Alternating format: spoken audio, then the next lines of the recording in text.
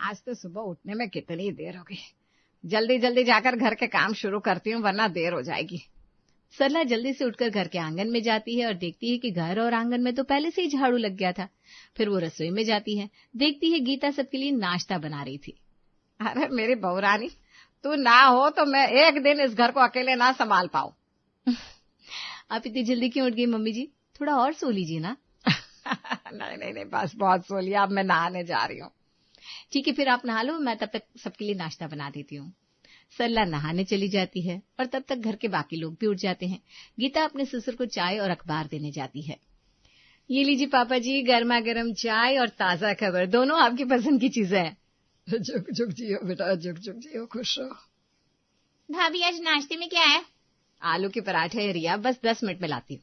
नहीं भाभी, मैं ये पराठे नहीं खा सकती, मैं डाइटिंग पर हूँ। इतना ऑयल और बटर मुझे नुकसान करेगा। हाँ मोटी, ये जरा सा पराठा ना खाने से तेरा वजन नहीं कम होने वाला।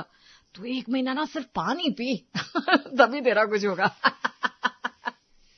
सुबह सुबह बकवास मत करिए भैया, मैं अपना देख लूंगी, मगर पराठा हरगिज नहीं खाऊंगी। मैं लाइट नाश्ता करूंगी, जैसे कि ओट्स। अरे इसमें भला लड़ाई करने वाली क्या बात है? बनाना मुझे है या आप दोनों को? मैं पराठा भी बना दूंगी और ओट्स भी, बस। ये हुई ना बात भाभी, आप बोलो भैया। मुझे कुछ नहीं बोला, मुझे तो पराठे मिलेंगे। गीता आधे घंटे में ही दोनों की पसंद का नाश्ता बना देती है और फिर सब साथ में बैठकर डाइनिंग टेबल पर नाश्ता करते हैं। बहुत अच्छा, बहुत बढ़िया नाश्ता बनाया वो। हाँ, लेकिन ये 4 तरह की चीजें क्यों? अरे मम्मी जी, ये और रिया दोनों आपस में लड़ रहे थे तो मैंने दोनों की ही पसंद का नाश्ता बना दिया। अरे ये तो गलत है। तुम दोनों सुबह सुबह बहू को ऐसे परेशान क्यों करते हो? तुम्हें शर्म नहीं आती क्या? अरे अलग अलग सब चीजें बनाने में वो थक जाती होगी बेचारी। नहीं मम्मी जी, मुझे कोई दिक्कत नहीं है। मेरे घर वाले खुश रहे, बस, मुझे और कुछ नहीं चाहिए। सरला गीता की बात सुनकर मन ही मन सोचती है, कुछ ही दिनों में सूरज अपनी पढ़ाई पूरी करके घर वापस आ जाएगा। फिर उसकी नौकरी लगते ही मुझे उसके लिए भी एक अच्छी सी लड़की देखकर उसकी शादी करनी होगी। अगर मेरी छोटी बहू भी मेरी बड़ी बहू गीता जैसी हो तो मैं तो गंगा नहाऊं। देखते ही देखते वो दिन भी आ गया जब सरला का मंझला बेटा सूरज घर आता है। माँ, मैं आ गया और खाली याद नहीं आया हूँ। तुम्हारे लिए तुम्हारी जिंदगी का सबसे बड़ा तोहफा लेकर आया हूँ। क्या? कैसा तोहफा बेटा? तुम्हारी बहू। सूरज की बात सुनकर सभी घर वाले दंग रह जाते हैं। घर के मेन डोर से एक लड़की अंदर आती है जो शादी के जोड़े में थी। मुझे चक्कर आ रही है। क्या है सूरज, ये कोई मजाक है क्या? नहीं माँ, कोई मजाक नहीं है। हम कॉलेज के 4 साल साथ ही रह रहे हैं, हमें प्यार हुआ और हमने शादी कर ली। मुझे भैया की तरह अरेंज मैरिज नहीं करनी थी और कॉलेज से ही हमारा साथ में प्लेसमेंट भी हो गया है, तो अब हम नौकरी भी साथ ही करेंगे। लेकिन ऐसे इतना बड़ा फैसला तुमने हमें बिना बताए कैसे कर लिया सूरज? हम तुम्हें इससे शादी करने के लिए मना थोड़ी ना करते। अरे बिल्कुल मना करते हैं। न जाने कैसी है ये लड़की, इसके गुण क्या है, इसे घर संभालना आता भी है या नहीं। ऐसा कैसे किसी से भी शादी करा देती मैं अपने बेटे की? अरे मेरे भी तो कुछ अरमान थे। बस इसीलिए मैंने शादी कर ली। और वैसे भी मम्मी, मेरी कविता में कोई कमी नहीं है, ये बेस्ट है, बेस्ट। अब चलो लड़ाई झगड़ा बंद करो और अपनी बहू का स्वागत करो। सूरज की बात सुनकर सरला चिढ़कर अपने कमरे में चली जाती है, लेकिन गीता को ये सब ठीक नहीं लगता। वो आरती की थाली और कलश लेकर आती है। ये अब क्या करिए भाभी, मम्मी बहुत गुस्सा होगी। अब जो है सो है, हमें ये शादी माननी ही पड़ेगी, इसलिए ज्यादा तमाशा करने का कोई फायदा नहीं है। आओ कविता, अंदर आकर गृह प्रवेश करो। सब लोग मजबूरी में कविता का गृह प्रवेश करवाते हैं, लेकिन सरला उसमें शामिल नहीं होती। अगले दिन कविता की पहली रसोई थी। मम्मी जी, आज कविता की पहली रसोई है, हमें उसे समझाना सिखाना तो पड़ेगा ना। तो मैं जो करना है करो, मैं नहीं आऊंगी। सरला साफ मना कर देती है, तो मजबूरी में गीता अकेले ही कविता के कमरे में जाती है, लेकिन वो देखती है कि कविता वहां से गायब थी। ये इतनी सुबह सुबह कविता आखिर कहाँ गायब है? परेशान होकर गीता मेन गेट पर जाकर देखती है तो कविता वहां खड़ी ठेले वाले से सब्जी खरीद रही थी। ठीक ठीक लगाओ भैया, मुझे 1 किलो परवल चाहिए और मैं हर रोज आपसे यही सब्जी खरीदूंगी। कविता, तुम खुद क्यों बाहर आई? कुछ चाहिए तो मुझे बता देती। ठीक है ना दीदी, क्या फर्क पड़ता है, वैसे भी मुझे तो बस परवल आलू ही लेने थे। क्या कहा? परवल आलू? तुम अपनी पहली रसोई में परवल आलू बनाओगी? हाँ दीदी, ऐसे ही कुछ समझ लीजिए। इतना कहकर कविता हंसते हुए अंदर चली जाती है। गीता को बड़ा अजीब लगता है, फिर थोड़ी देर बाद वो रसोई में जाती है तो देखती है कविता परवल को कद्दूकस करके उसके पराठे बना रही थी। उसने आटे को गूंथ कर उसके छोटे छोटे टुकड़े काट लिए थे। ये क्या है कविता, कोई अलग सी रेसिपी लग रही है ये तो। हाँ दीदी, मुझे परवल के पराठे और आटे की सब्जी बहुत पसंद है। आज मैं अपनी पहली रसोई में अपनी पसंद का खाना बनाना चाहती हूँ। ये सुनने में तो बहुत अजीब लग रहा है कविता। मैं उम्मीद करती हूँ इसका स्वाद सबको पसंद आए। बाकी तुम्हें कोई भी मदद चाहिए तो मुझे जरूर बताना। अरे नहीं नहीं, ये मेरी फेवरेट डिश है और इसे बनाने में मैं एक्सपर्ट हूँ। मुझे इसके लिए किसी की मदद की जरूरत नहीं है। आप आराम से जाकर घर के बाकी काम निपटा लो। ठीक है, जैसा तुम ठीक समझो। इतना बोलकर गीता रसोई से बाहर चली जाती है और कविता आटे की गोलियों को रसदार सब्जी में डालकर बना देती है। थोड़ी देर में सारा नाश्ता बन जाता है और कविता उसे टेबल पर लगा देती है। अरे वाह कविता, तुमने अपना स्पेशल खाना बनाया है, आटे की सब्जी और परवल के पराठे। है? ये कैसा बकवास खाना हुआ भला? ये सब कौन खाता है? अरे तुझे क्या पता खाने के बारे में? यही खाना खिलाकर तो तेरी भाभी ने मुझे अपने प्यार में दीवाना किया था। हाँ, बहुत अच्छा। अब इसकी दीवानगी की सजा हम सब झेलेंगे। खाओ खाओ, मजे से खाओ। सब लोग नाश्ता करते हैं और नाश्ता खत्म होते ही जुगल कहते हैं, खैर खाना जैसा भी हो, आज तुम्हारी पहली रसोई है बहू। ये लो नेक का लिफाफा। अरे वाह, थैंक यू पापा जी। सब अपने अपने काम करने लगते हैं और टेबल साफ करते हुए गीता कविता से कहती है, कविता, अभी तक मैं रसोई संभालती थी और मैं हमेशा सबकी पसंद का खाना बनाती थी, लेकिन अब मैं अकेली नहीं हूँ। अब तुम भी मेरे साथ रसोई में हाथ बटाओगी, इसलिए मैं तुम्हें ये समझा रही हूँ कि खाना सबकी पसंद से ही बनाया करना। हाँ, तो क्या मैं सबकी पसंद के लिए अपनी पसंद भूल जाऊंगी दीदी? अरे धीरे धीरे सबको मेरी पसंद ही पसंद आने लगेगी। मुझे परवल के पराठे और आटे की सब्जी बहुत पसंद है। मैं दिन रात इसे खा सकती हूँ और खाऊंगी। हाँ।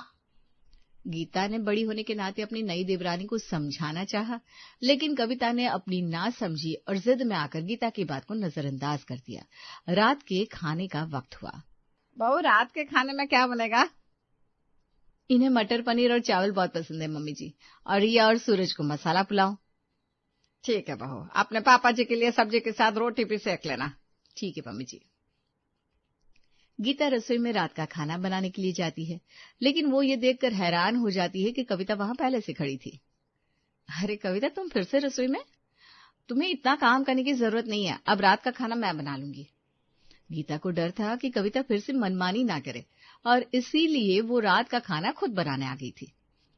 नहीं नहीं दीदी, आप आराम कर लीजिए। मुझे तो कुकिंग का बहुत शौक है, ये मेरी हॉबी है, इसलिए मुझे कोई तकलीफ नहीं हो रही। मैं बना लूंगी। कविता ने गीता को खाना बनाने नहीं दिया और खुद परवल कद्दूकस करने लगी। बाहर जाकर गीता सोचने लगी, लगता है ये फिर से सबको परवल के पराठे और आटे की सब्जी खिलाएगी। बाप रे, सबको हिम्मत देना भगवान। जैसा गीता को डर था वैसा ही होता है। रात के खाने में फिर से वही बना था। ये क्या है? ये सुबह का बचा हुआ नाश्ता है, फिर से गरम कर दिया क्या छोटी बहू? नहीं नहीं पापा जी, मैंने दोबारा बनाया सब कुछ। तो भाभी, सेम चीज दोबारा क्यों बनाई आपने? आपको बड़ी भाभी ने बताया नहीं कि हमारे यहाँ एक ही चीज दिन भर नहीं खाई जाती? लेकिन मुझे ना ये बहुत पसंद है और मैं इसे दिन रात खा सकती हूँ। तुम खा सकती हो, इसका मतलब ये तो नहीं तुम सबको खिलाओगी। कल से अगर तुम्हें यही बनाना होगा तो तुम रसोई में कदम मत रखना। सल्ला की बात सुनकर कविता ने तुरंत उसका बतंगड़ बना लिया। ओहो, तो अब मैं इस घर में अपनी पसंद का खाना भी नहीं खा सकती हूँ। सूरज, तुमने सुना ना तुम्हारी माँ ने मुझसे क्या कहा? मैं इनकी रसोई में कदम ना रखूं। वाह वाह वाह वाह वाह, बहुत अच्छे। इससे साबित होता है इन्होंने मुझे अपनाया ही नहीं। तो मुझे वापस छोड़ दो मेरे घर। कविता जोर जोर से रोने लगी और ड्रामा करने लगी। क्या माँ, आज इसका घर में पहला दिन है और आपने अजी से रुला दिया? हद होती है माँ, हद होती है। अगर आप नहीं चाहती कि हम यहाँ आपके साथ रहे तो बता दीजिए, हम चले जाएंगे। हे भगवान, परवल के लिए ये लड़की कितने नाटक कर रही है। अरे ले, खा लिए मैंने तेरे परवल के पराठे, अब ये नाटक करना बंद कर और जितना जी में आए उतना बना और खा, मुझे क्या। सरला को देखकर बाकी लोग भी चुपचाप खाने लगे और इस बात से कविता ने फौरन रोना बंद कर दिया और खुशी खुशी खाना खाने लगी। ऐसे ही धीरे धीरे दिन बीतने लगे। कविता ने अब हर दिन एक जैसा खाना बनाने का नियम बना दिया था। घर वाले इस चीज से बहुत परेशान थे। जब मौका मिलता तब गीता जल्दी से खाना बना दिया करती। कविता ना आ रही है, बढ़िया मौका है, जल्दी से नाश्ता बना देती हूँ। गीता ने आधे घंटे में पोहे, कचौरी, मसाला चाय बनाकर टेबल पर लगा दिया। क्या मेरी आंखें कहीं धोखा तो नहीं खा रही? आज टेबल पर परवल के पराठे नहीं है। अरे आज जब मैं उठी तो मैंने देखा कविता बाथरूम में नहा रही थी, इसलिए मौका पाकर मैंने जल्दी से नाश्ता बना दिया ताकि तुम लोगों के मुंह का स्वाद तो बदले। अरे जुग जुग जीवो मेरे बहू रानी, इसीलिए तो तुम मुझे सबसे प्यारी है। सच में बहू, मैं तो परवल खा खा कर परवल जैसा हो गया हूँ, न जाने छोटी बहू ऐसी क्यों है। मामा जल्दी से गर्मा गर्म नाश्ता कर लेती हूँ, लाइए भाभी बहुत भूख लग रही है। सब लोग नाश्ता करने लगते हैं। तभी सूरज और कविता भी कमरे से बाहर आते हैं। ये क्या, अब लोग ये क्या खा रहे हैं? ये सब किसने बनाया? मेरे बहू ने। और किसने? दीदी मैंने आपसे कहा तो है कि आप खाना बनाने की तकलीफ मत लिया करिए, फिर भी आप अक्सर मौका पाते ही खाना बना देती है, लेकिन आप मुझे परवल खाने से रोक नहीं पाएंगी। हाँ। कविता रसोई में जाती है और अपने लिए वही रोज वाला नाश्ता बनाने लगती है। सूरज जाकर डाइनिंग टेबल पर बैठ जाता है। सूरज, तुम जल्दी से ये नाश्ता कर लो, वरना तुम्हें भी वही रोज वाला नाश्ता खाना पड़ेगा। सच कहूँ भाभी तो मन तो बहुत हो रहा है, मगर मेरी हिम्मत नहीं है कि मैं कविता के खिलाफ जाऊं, इसलिए मैं ऐसे ही ठीक हूँ। सबको बेचारे सूरज की हालत पर बहुत तरस आता है। थोड़ी देर में कविता अपना और सूरज का नाश्ता लेकर आती है और दोनों वही खाते हैं। कुछ दिनों बाद अचानक से एक दिन गीता की तबीयत कुछ खराब हो जाती है और वो उल्टियां करने लगती है। माँ, गीता की तबीयत ठीक नहीं है, मैं उसे डॉक्टर के पास ले जा रहा हूँ। हाँ बेटा, ध्यान से जाना और खबर देना। विनोद गीता को लेकर चला जाता है। फिर 1 घंटे बाद उसका हॉस्पिटल से फोन आता है और फोन पे बात करते ही सल्ला की आंखों में एक अलग सी चमक आ जाती है। क्या कहा? सच में?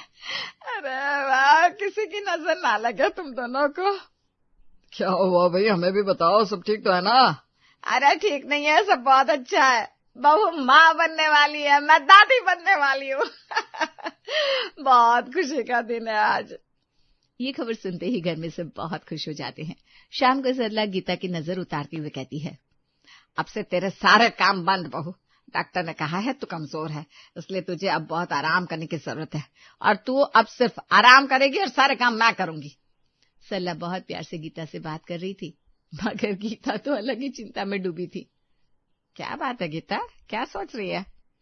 मम्मी जी, अभी तक तो जब भी मौका मिलता था मैं आप लोगों के लिए खाना बना देती थी, लेकिन अब क्या होगा? अब डॉक्टर ने तो मुझे काम करने से साफ मना किया है। ऐसे में अरे तो मैं हूं ना, मैं सब देख लूंगी। मेरे रहते तुझे चिंता करने की बिल्कुल जरूरत नहीं है। काश कविता थोड़ी समझदारी दिखाती तो हमें इतनी चिंता ना करनी पड़ती। वो और समझदार? अरे उससे समझदारी की उम्मीद करना भी ना समझिए। सरला और गीता की ये बात चुपके से कविता सुन लेती है और उसे बहुत गुस्सा आता है। अच्छा तो ये बात है, मुझे तो हमेशा से ये पता था कि मम्मी जी ने मुझे कभी अपनाया ही नहीं, और ये मेरी जिठानी, ये भी मेरे खिलाफ इनके कान भर रही है। अब तो मैं भी देखती हूँ घर में कुछ और बनता कैसे है। कविता अगले दिन से सवेरे 4 बजे ही उठ जाती है और अपनी पसंद का नाश्ता बनाकर डाइनिंग टेबल पर लगा देती है। जैसे ही सब लोग डाइनिंग टेबल पर आते हैं, अपने सामने फिर से वही परवल के पराठे और आटे की सब्जी देखकर सबका चेहरा उतर जाता है। ये क्या बना दिया तुमने कविता? अरे गीता पेट से है, उसे ये भारी खाना नहीं खिलाया जाता, उसके लिए हल्का और पौष्टिक नाश्ता होना चाहिए। वाह मम्मी जी वाह, मैंने इतने प्यार से सबके लिए नाश्ता बनाया और आपको उसमें भी कमी नजर आ गई। अब तो चाहती नहीं ना कि हम देवरानी जिठानी में प्यार बना रहे। अरे बात को समझो कविता, ये जिद करने का समय नहीं है। नहीं नहीं मम्मी जी, बात तो साफ है, आपको मैं कभी पसंद आई ही नहीं। अगर मेरी बनाई चीज गीता दीदी नहीं खाएंगी तो मुझे बहुत बुरा लगेगा। हाँ। माहौल थोड़ा भारी हो जाता है। गीता सब समझ रही होती है, वो चुपचाप प्लेट उठाती है। अरे नहीं कविता, ऐसा कुछ नहीं है, तुमने इतने प्यार से बनाया है, मैं जरूर खाऊंगी। अरे बहू रहने दे, मत खा। नहीं मम्मी जी, मैं ठीक हूँ। गीता मजबूरी में थोड़ा सा खा लेती है। सब लोग भी चुपचाप खाना खत्म करते हैं, लेकिन कुछ ही देर बाद गीता को चक्कर आने लगते हैं। मम्मी जी, मुझे अच्छा नहीं लग रहा। अचानक गीता को उल्टियां होने लगती है। सब घबरा जाते हैं। माँ जल्दी चलो, हॉस्पिटल लेकर चलते हैं। हाय राम, मैंने कहा था ना ये मत खिलाओ। सब जल्दी से गीता को अस्पताल ले जाते हैं। डॉक्टर गुस्से में बाहर आती है। आप लोग समझते क्यों नहीं? मैंने साफ साफ डाइट चार्ट दिया था, फिर ये भारी और मसालेदार खाना क्यों खिलाया? डॉक्टर साहब वो। तभी गीता धीरे से बोलती है, नहीं डॉक्टर, गलती मेरी है, मेरा ही मन था खाने का, किसी ने मजबूर नहीं किया। ये सुनकर सब चौंक जाते हैं। गीता ऐसी हालत में भी कविता को बचा रही थी। यह नजारा देखकर कविता की आंखें भर आती है और उसे अपनी गलती का एहसास हो जाता है। घर लौटने के बाद कविता चुपचाप गीता के पास जाती है। दीदी मुझे माफ कर दीजिए, मेरी जिद की वजह से आपकी तबीयत खराब हो गई, फिर भी आपने मुझे बचाया। घर में प्यार बना रहे उससे कोई बड़ी बात नहीं होती कविता। दीदी अब मैं समझ गई हूँ, खाना सिर्फ अपनी पसंद का नहीं, सबकी जरूरत के हिसाब से बनाना चाहिए। अब से मैं भी आपकी तरह सबका ख्याल रखूंगी। आखिरकार आज तुमने सच में समझदारी दिखा दी कविता। यही तो माँ जी चाहती थी। अब सब खुश रहेंगे। उस दिन के बाद घर का माहौल बदल जाता है। अब रसोई में जिद नहीं बल्कि समझदारी और प्यार पकता है और कविता भी गीता की तरह धीरे धीरे एक जिम्मेदार बहू बन जाती है।